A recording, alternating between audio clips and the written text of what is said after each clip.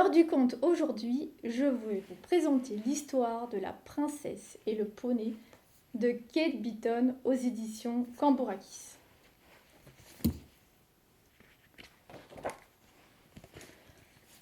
Au royaume des guerriers, le plus petit de tous les guerriers s'appelait Princesse Pomme de Pin. Et elle attendait son anniversaire avec beaucoup d'impatience.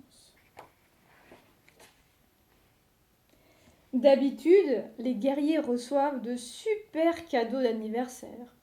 Des boucliers, des amulettes, des casques avec des cornes dessus. Des choses qui servent à gagner des batailles. Des choses qui leur donnent des allures de champions. Princesse Pomme de Pin, elle, recevait un tas de pulls douillés. Les guerriers n'ont pas besoin de pulls douillés. Cette année, ce serait différent. Pomme de Pin s'arrangea pour que tout le monde sût exactement ce qu'elle voulait. Un grand cheval, un cheval rapide, un cheval puissant, un vrai cheval de guerrier. Et ses parents firent de leur mieux. Mais ils tombèrent un peu à côté. « Je ne peux pas monter ça, dit Princesse Pomme de Pin. Il est trop petit, il est trop rond, et je crois que ses yeux ne regardent pas dans la même direction. » Ce qui était vrai, mais seulement par moments. Mais on ne dit pas non à un cadeau d'anniversaire. Alors elle emmena le petit poney dans sa chambre, où il mangea n'importe quoi et péta vraiment beaucoup. Or, il se trouva qu'une grande bataille se préparait, et se battre est l'activité favorite des guerriers. La princesse essaya d'apprendre au poney à être un vrai cheval de guerrier. Mais le poney était désespérant. « On ne sera jamais champion, » soupira Pomme de Pin. Le jour de la grande bataille arriva. Tous les autres guerriers avaient l'air très costauds et très féroces. « Fais juste de ton mieux, » dit-elle au poney. La corne annonçant le départ résonna. Et quelle bataille ce fut! Il y eut des lance-balles et des lance-pierres, et des lance-boulettes, et des lance-croquettes. Ceci était nouveau. Les gens dégringolaient de droite et de gauche. Pomme de Pin attendait sur le côté que l'occasion de plonger se présente.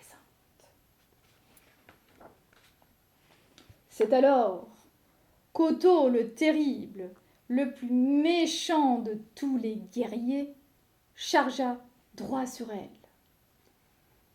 La foule retint son souffle. Pomme de Pin farfouilla à la recherche de son lance-boulette.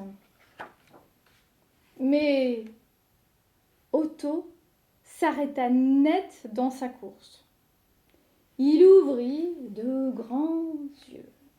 « Oh » dit-il, « quel adorable petit poney ! Mais qui voudrait faire du mal à un poney croquignolé comme toi ?» L'un après l'autre, les guerriers s'interrompirent pour admirer le poney. « Il est mignon tout plein !» dit Fanny Fracas. « Il est tellement rond !» dit Carlos le cruel. « Oh, on dirait un peu moi !» dit l'énorme Éric. Pomme de Pin était abasourdi, ahuri, atterré. Ce n'est pas comme ça qu'une bataille se déroule d'habitude, dit-elle. Tu as raison, dit Otto.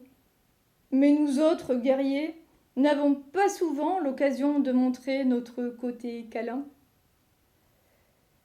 Princesse Pomme de Pin réfléchit à ce qu'il venait de dire. Eh bien, dit-elle, je peux vous aider. Bientôt, tous les guerriers arboraient leurs pulls douillés. Ils avaient l'air plutôt câlins pour une bande de brutes. À l'unanimité, Pomme de Pin et le poney furent élus guerriers du jour. Pomme de Pin se jeta au cou du poney. Tu es le meilleur cheval qu'un guerrier pouvait souhaiter. Rien ne peut arrêter une équipe comme la nôtre. Le petit poney était si content qu'il leva la queue et péta.